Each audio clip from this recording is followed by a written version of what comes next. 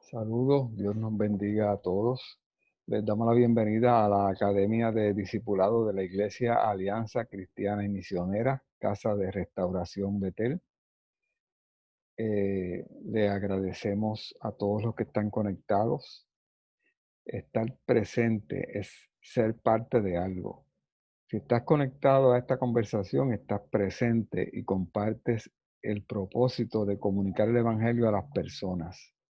Estamos más conscientes cada día de la importancia de comunicar el Evangelio original y auténtico, sin cargas y culpas, sin dogmas esclavizantes. Gracias por estar apoyando este esfuerzo. Saben que hemos estado conversando sobre el tema de la resurrección y hoy vamos a tocar este tema desde el punto de vista de dos categorías, dos clases: la resurrección de los justos y la resurrección de los injustos. Habrá una resurrección corporal de los justos y los injustos. Para aquellos una resurrección de vida y para estos una resurrección para juicio. ¿Y por qué hablamos de resurrección? Miren lo que dice en Daniel capítulo 12 versículo 2. Y del polvo de la tierra se levantarán las multitudes de los que duermen, algunos de ellos para vivir por siempre, pero otros para quedar en la vergüenza y en la confusión perpetuas. Hablamos de eso porque es la paz y la tranquilidad emocional para nosotros. Además, porque es la garantía y la respuesta a ese problema existencial que los seres humanos nos planteamos: de dónde venimos y hacia dónde vamos. El asunto de la muerte provoca muchos problemas de ansiedad y de temor. Nos afecta la vida, nos afecta la salud.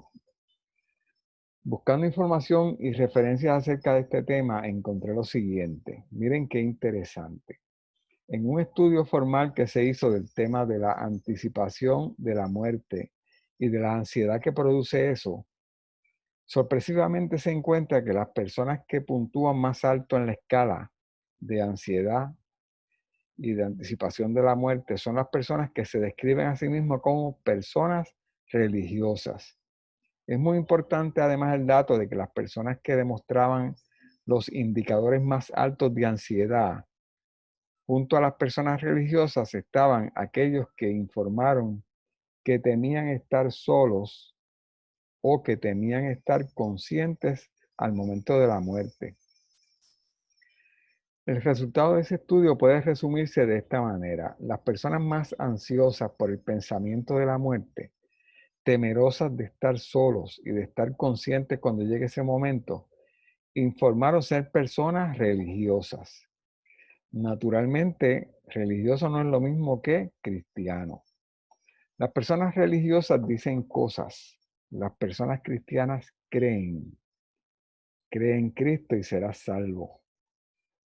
¿Por qué insistimos en la necesidad de construir una creencia? Es decir, de esforzarse en conocer a Cristo y el asunto de la vida eterna y la resurrección. ¿Por qué es tan importante creer y no repetir?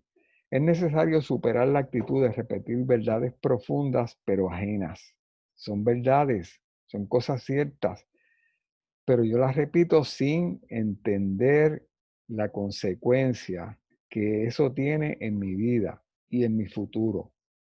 Las creencias firmes y propias en asuntos tan fundamentales como este nos protegen de los efectos dañinos de la ansiedad y nos hacen fuertes.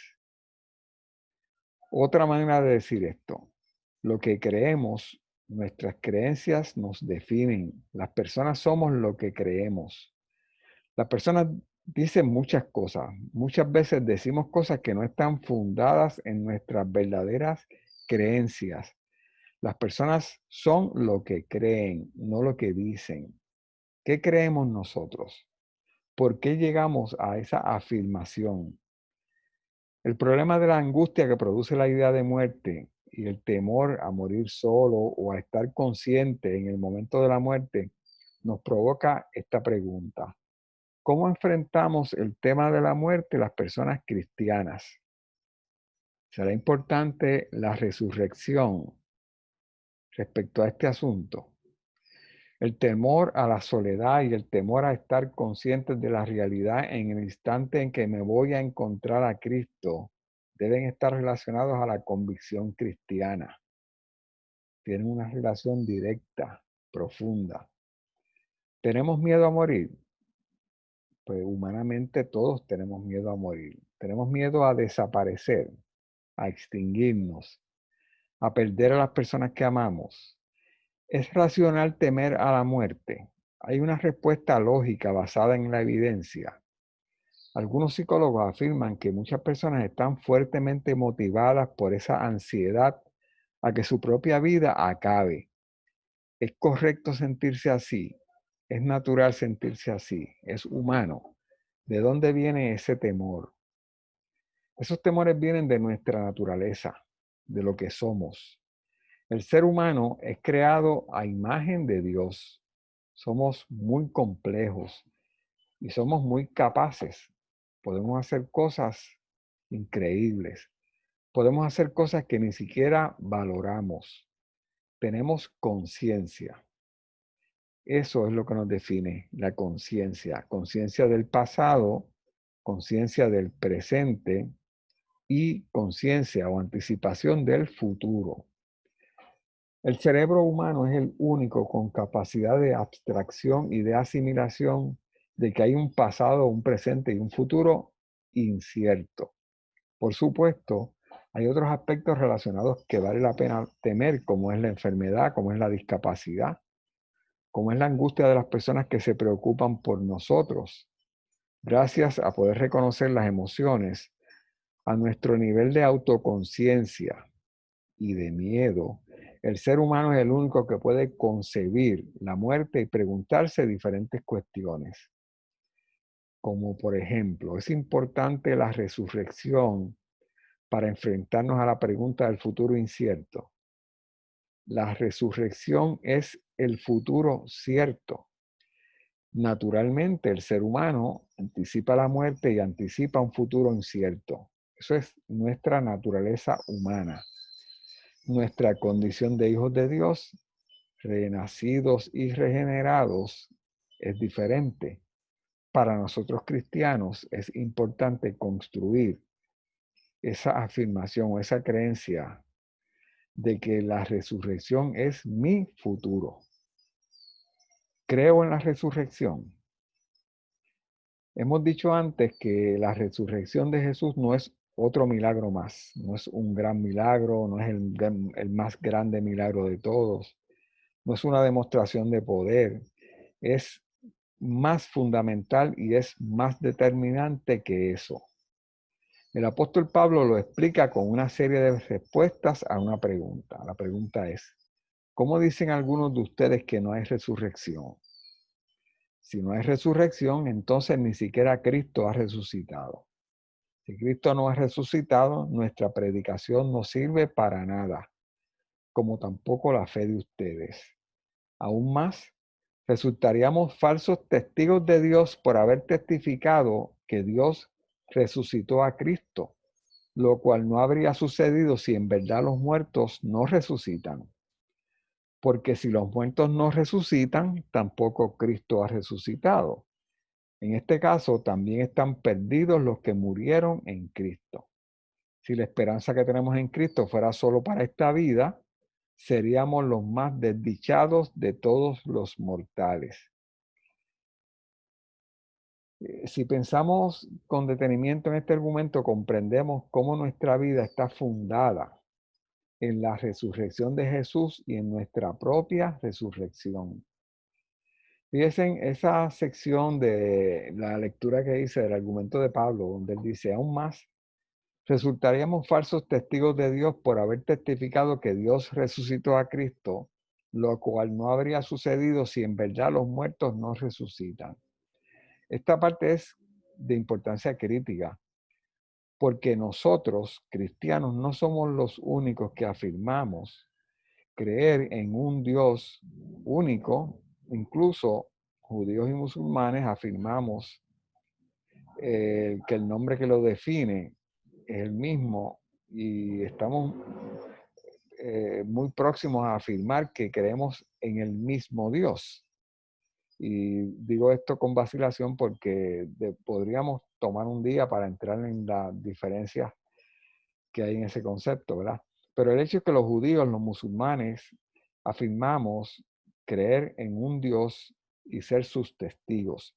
Pero sin embargo, Pablo dice que nosotros, si hubiéramos testificado la resurrección de Cristo sin que eso hubiera ocurrido en la realidad, seríamos falsos testigos.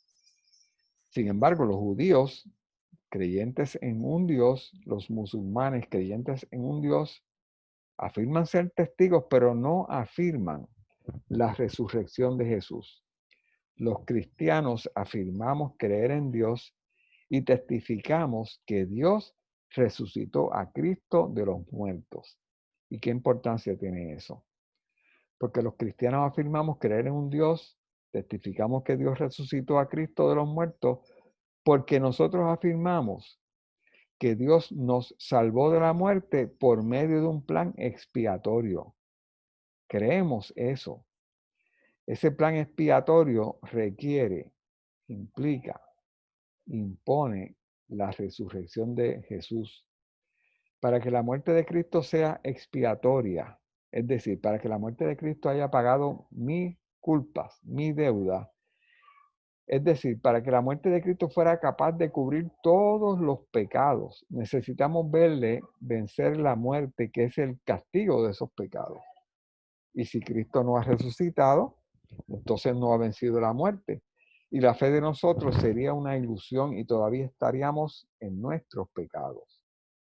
Fíjense que hay una torre levantada sobre un fundamento, y es que Dios diseñó y ejecutó un plan donde se encarnó y se ofreció a sí mismo para morir por mis pecados, expiando mi culpa, y el vencimiento, la resurrección, el haber declarado que la muerte no tiene poder, es lo que demuestra, valida ese plan por el cual yo soy salvo.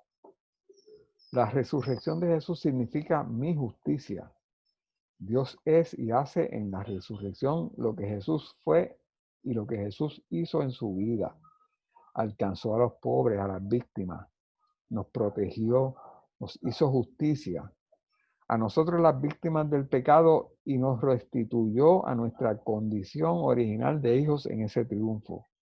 La resurrección de Jesús es el motivo de nuestra esperanza, de nuestra libertad y de nuestro gozo, de nuestra alegría, de nuestra declaración y celebración de vida. Afirmamos la importancia de la resurrección. El hombre fue creado inmortal. Cuando se vio frente a la creación, se sintió merecedor de los mismos atributos de su creador. No aceptó su condición de criatura. Decidió rebelarse. Se deterioró su relación con Dios. Se fue enfermando su espíritu y terminó separándose su alma y su cuerpo. Eso es morir. Y eso ocurrió a causa de su rebelión. Se perdió de esa manera su condición inmortal. Dios quiere restaurarnos a esa condición, nos quiere restaurar en espíritu y en cuerpo, para que seamos almas vivientes con Él. Para esa restauración perfecta es necesario restaurar el cuerpo. El cuerpo es parte inherente de la persona. Por lo tanto, su salvación y su inmortalidad no son completas sin la vivificación del cuerpo. La completa redención del hombre incluye la resurrección del cuerpo. El cuerpo es santificable, el cuerpo es redimible y el cuerpo está incluido en la salvación del hombre. Eso quiere decir que nosotros vamos a resucitar. Voy a resucitar en un cuerpo que puede tocar cosas, que puede escuchar, que puede ver y caminar. Voy a ser un viejo o un joven o un niño. Voy a tener memoria. La resurrección de un cuerpo material es posible, Es posible que un cuerpo material resucite en una forma mejorada, perfeccionada. La resurrección de un cuerpo perfeccionado es necesario para habitar junto a un Dios perfecto. Eso implica que mi condición ahora natural, que es una condición que deteriora y se enferma, no es la apropiada para habitar junto a un Dios que es perfecto. Para entender la posibilidad de que un cuerpo material se pueda reconstituir perfeccionado, hay que aceptar que la forma de pensar que hemos aprendido y la realidad material que conocemos lo hace imposible. Según el mundo que yo conozco, eso no puede ocurrir. Pero hay que entender esto: Dios no está limitado por nuestra forma de pensar, ni tampoco por la realidad material que nosotros conocemos. La realidad material me limita a mí, pero no limita a Dios. Dios no está limitado por el tiempo ni por las leyes de la naturaleza, como es la gravedad, el electromagnetismo, las leyes de la física. Dios no puede entenderse materialmente, pero Él nos ha permitido su revelación. La Biblia nos introduce al tema del logos, el tema del verbo. Logos y verbo se refieren a transmisión de información. La información es inmaterial y eterna, igual que Dios. El concepto del verbo nos ayuda a entender cómo ocurre el acto creador y cómo ocurre el acto de reconstituir lo que fue creado. Cómo Dios hace y cómo Dios vuelve a hacer. El acto creador convierte en realidad la intención de Dios. El verbo materializar es la realización práctica y concreta de una idea. Cuando yo materializo algo, lo convertí en realidad material. Así las intenciones se materializan de diversas formas. Los escultores materializan sus intenciones sincerando la piedra. Los músicos materializan sus intenciones escribiendo notas. Los ingenieros diseñan proyectos, materializan sus intenciones, las convierten en realidad material. Pero en general, toda materialización de una intención puede expresarse en lenguaje, en verbo. Por ejemplo, una serie de instrucciones precisas en un lenguaje natural le dice al escultor cómo dar forma a una estatua, al músico cómo escribir las notas y al ingeniero cómo diseñar el proyecto. De este modo, el lenguaje se convierte en el medio universal para actualizar las intenciones, para materializar la idea.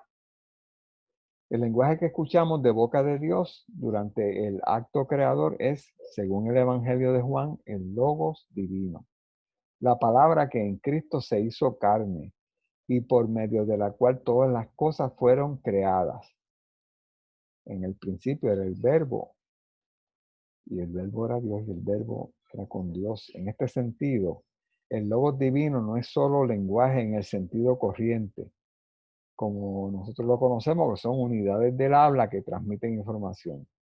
El Logos divino es el fundamento mismo del lenguaje y de aquello que lo hace posible, de ese ente que nosotros conocemos como nuestro Padre Dios Creador.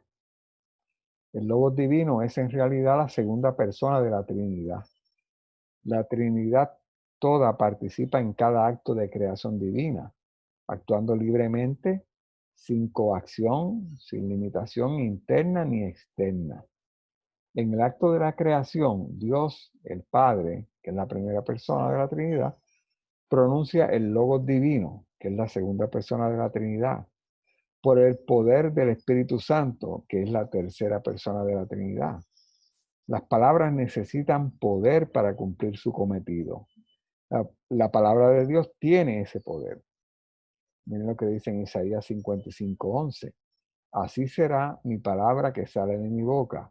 No volverá a mí vacía, sino que hará lo que yo quiero y será prosperada en aquello para que la envíe. Con nuestra resurrección, la información mediante la cual Dios nos creó no solo se materializa nuevamente, sino que también se la transpone, se la lleva a una nueva condición, a un nuevo medio, que se enriquece, mejora nuestra persona y por lo tanto nos glorifica. Ese cuerpo resucitado tendrá una relación con el cuerpo que teníamos. Igual que la planta que nace tiene relación con la semilla que se plantó. Ponemos la semilla, nace una planta. Pero dice en 1 Corintios 15:36, necio, lo que tú siembras no se vivifica, sino muere antes.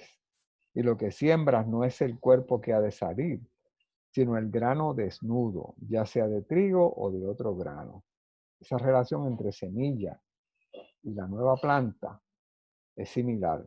Mi cuerpo es la semilla y la nueva planta será ese cuerpo glorificado, transpuesto, elevado, llevado a otra condición. El cuerpo resucitado será real, tangible, pero mejor. Será una versión mejor, una transposición de la información de la palabra original de Dios a una versión perfecta. Como es una versión perfecta, ya no habrá deterioro ni degradación. En Apocalipsis 21:4 dice, enjugará Dios toda lágrima de los ojos de ellos, y ya no habrá muerte, ni habrá más llanto, ni clamor, ni dolor, porque las primeras cosas pasaron. Ese cuerpo perfecto es incorruptible, es adecuado a la gloria de Dios y a la vida gloriosa. El cuerpo resucitado tendrá libertad de las leyes físicas. Resucitaremos en un cuerpo y un espíritu, en un alma viviente con Dios. Alma viviente, cuerpo y espíritu. Ya podemos afirmar nuestra convicción de la resurrección. Jesús resucitó y nosotros resucitaremos. Sin esta convicción no puedo enfrentar la ansiedad que me provoca lo incierto del futuro. Aquello que decíamos al principio, la ansiedad que sentimos cuando pensamos que no sé qué ha de ocurrir. Esa ansiedad no es real para los cristianos, porque sí sabemos lo que ha de ocurrir. Con esa convicción puedo comprender un poco mejor el plan de Dios para la expiación de mis culpas y para mi salvación. Y también puedo comprender la importancia de la resurrección del cuerpo y la posibilidad de su redención y de su perfeccionamiento. Es decir, de cómo un cuerpo es llevado o transpuesto de una forma imperfecta a una forma perfecta y gloriosa. Todo esto nos impone unas preguntas. ¿Todos resucitaremos? Los justos y los injustos. ¿Quiénes son los justos y los injustos? ¿Quién es el juez? ¿Cuándo ocurrirá eso? ¿Quién es el juez? ¿Verdad? Esa es la pregunta en la cual nosotros deberíamos enfocarnos, porque comúnmente a nuestro alrededor y en nuestro interior hay una inclinación a juzgar y establecer que esa persona o aquella otra persona son justos o son injustos. En Juan 5:25 dice, ciertamente les aseguro que ya viene la hora y ha llegado ya en que los muertos oirán la voz del Hijo de Dios y los que la oigan vivirán. Porque así como el Padre tiene vida en sí mismo, así también ha concedido al Hijo el tener vida en sí mismo y le ha dado autoridad para juzgar, puesto que es el Hijo del Hombre. ¿Quién es el juez? El Hijo del Hombre. Nuestro Señor es el juez. Nosotros no debemos en ningún momento pretender que tenemos la información, el conocimiento, las condiciones para establecer quién es injusto y sentir emociones, ya sea de satisfacción o de orgullo, cuando ponemos gente en categorías de justos o injustos. Habrá dos eventos de resurrección. Esto no significa que los dos eventos ocurrirán en tiempos diferentes. Se refiere a dos eventos de acuerdo a las diferentes condiciones de justos y de injustos. En Juan 5:28 dice, no se asombren de esto, porque viene la hora en que todos los que están en los sepulcros oirán su voz y saldrán de allí. Los que han hecho el bien resucitarán para tener vida, pero los que han practicado el mal resucitarán para ser juzgados. Miren, esta porción en Lucas 14:14 nos ayuda a entender la verdadera realidad respecto a justos e injustos. Un día Jesús fue a comer a casa de un notable de los fariseos. Era sábado, así que estos estaban acechando a Jesús. Los sábados son especiales para los judíos, así que lo que ocurriera ese día implicaba la afirmación o la negación de lo que las personas estaban diciendo acerca de Jesús, que era una persona que no era fiel a las enseñanzas de esa religión judaica. Allí delante de él estaba un hombre enfermo de hidropesía. Jesús les preguntó a los expertos en la ley y a los fariseos, ¿está permitido o no sanar en sábado? Pero ellos se quedaron callados. El que estaba siendo probado estaba probando entonces a los fariseos. Pero ellos se quedaron callados. Entonces tomó al hombre y lo sanó y lo despidió. Y también les dijo, si uno de ustedes tiene un hijo, una hija o un buey que se le cae en un pozo, no lo saca enseguida aunque sea sábado. Y no pudieron contestarle nada. En Lucas 14:7 les dice a aquellas personas que estaban atentos a lo que le enseñaba, al notar cómo los invitados escogían los lugares de honor en la mesa, les contó esta parábola. Cuando alguien te invite a una fiesta de bodas, no te sientes en el lugar de honor, no sea que haya algún invitado más distinguido que tú. Si es así, el que los invitó a los dos vendrá y te dirá, cederé tu asiento. Entonces, avergonzado, tendrás que ocupar el último asiento.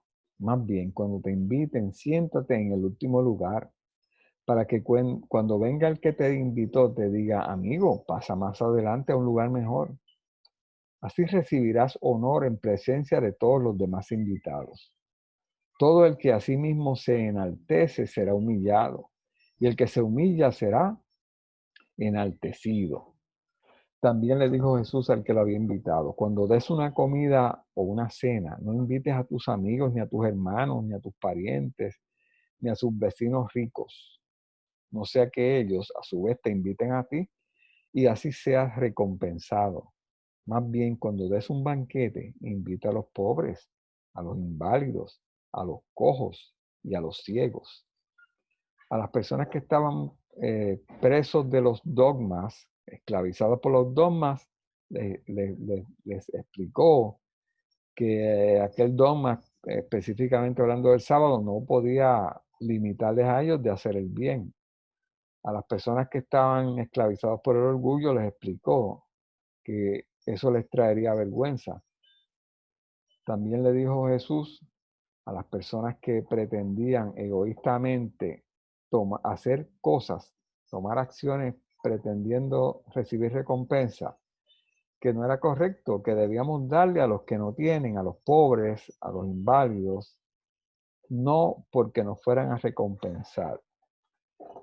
Tres elementos críticos a la hora de nosotros entender que aquel que va a ser el juez, que es Cristo, nos enseñó en tres vertientes diferentes que no podemos ser esclavos de los dogmas, que no podemos nosotros ser esclavos del orgullo y que no podemos estar actuando por nuestro beneficio o recompensa, sino que tenemos que pensar en el bien del otro, el bienestar de la otra persona. Entonces serás dichoso, pues aunque ellos no tienen con qué recompensarte, serás recompensado en la resurrección de los justos. Y eso lo dice el que va a ocupar la posición de juez. ¿Será importante eso?